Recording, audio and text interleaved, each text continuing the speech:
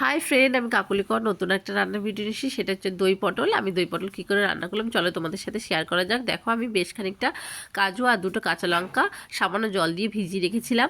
তারপরে আমি পটলগুলোকে এভাবে গোটা গোটাই কেটে রেখেছি।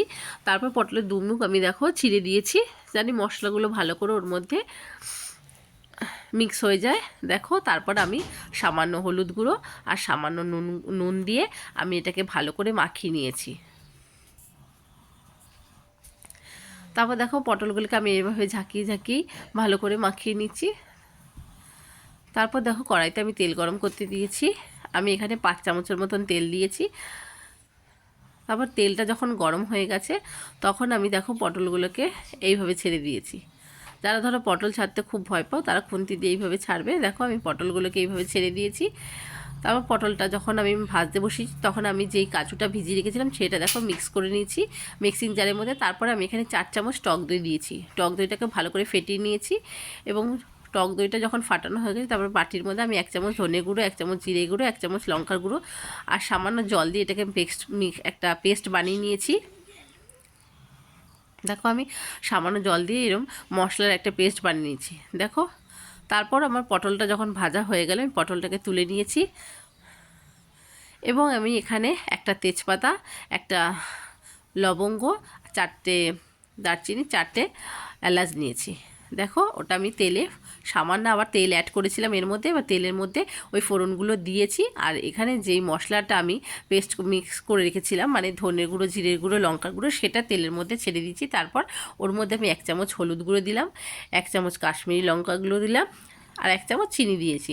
এটা একটু নাড়িয়ে নিতে হবে যতক্ষণ না কাঁচা গন্ধটা চলে যায়। দেখো, আমি কাশ্মীরি লঙ্কা দিলাম এইমাত্র।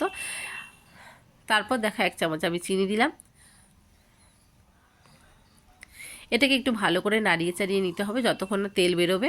দেখো, এটাকে যখন আমি ভালো করে নাড়িয়ে নিয়েছি, দেখো এটা একটু ফুটছে। তারপর দেখো, আমি 1 চামচের মতো নুন দিলাম, যে যার স্বাদ মতো নুন দেবে।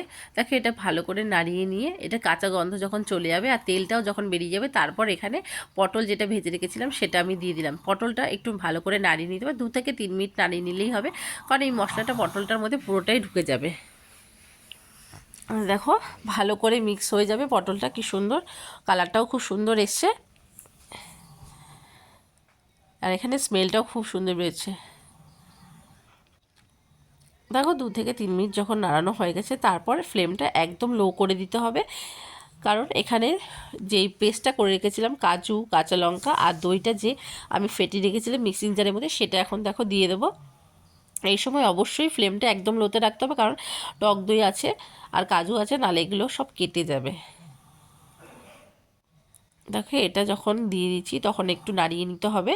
তারপর এটা নাড়িয়ে নেওয়ার পর তারপর দেখো আমি একটু জল দিয়ে দিলাম, বাটি ধোয়া জলটা দিয়ে দিলাম। এটা যখন একটু নাড়িয়ে নেব তারপর আমি ঢাকনা দিয়ে দেবো। 6 থেকে 7 মিনিটের জন্য ঢাকনাটা দিয়ে দেবো। পটলটা একটু সেদ্ধ হয়ে যাবে ভালো করে, কারণ ভাজার সময় কিছুটা সেদ্ধ হয়ে গেছিলো। আর দেখো, ঢাকনা দিলাম, পুরো পটলটা পুরো সেদ্ধ হয়ে গেছে। দেখো, গা মাখা তরকারি হয়েছে, ভীষণ সুন্দর লাগছে, গন্ধটা ভীষণ সুন্দর বেরিয়েছে। এবার তোমাদের কেমন লাগলো অবশ্যই কিন্তু কমেন্ট করো, কোথা থেকে দেখছো সেটা একটু কমেন্ট করে জানিও। আর চ্যানেলটাকে লাইক, শেয়ার, সাবস্ক্রাইব করে দিও। যদি ভালো লাগে অবশ্যই কিন্তু জানিও, আর যদি না ভালো লাগে সেটাও জানিও। আজকের মতো রাখছি, টাটা।